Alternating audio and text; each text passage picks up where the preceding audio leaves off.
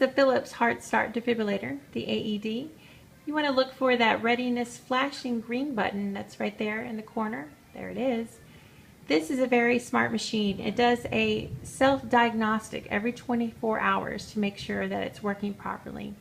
As long as that little green button is working fine, you see it, the machine is okay.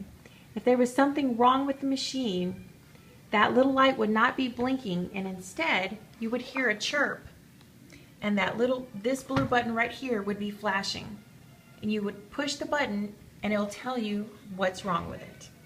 Now when you open up the case, I have things here.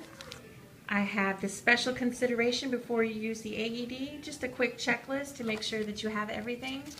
The AED inspection just lets you know when everything expires, the battery or the adult cartridge, and who checked it. And also I have a copy here of the physician's information and authorization. This is a very nice machine. These are one-time use cartridges that are in there.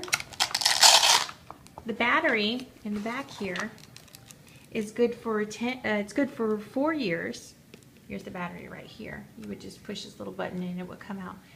The battery in a standby mode, which would include just it sitting there, is good for 4 years once you initially turn it on.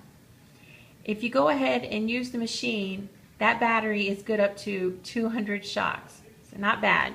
You want to make sure during your checkoff list that you're checking the date on the battery and that you're checking the date on the cartridge itself. This whole cartridge is a one-time single use only. Now some of the accessories that you need to make sure that you have with you is a towel, some wipes, some gloves, scissors, and a razor. And you want to make sure that the wipes are non-alcohol based because we don't want it to be flammable.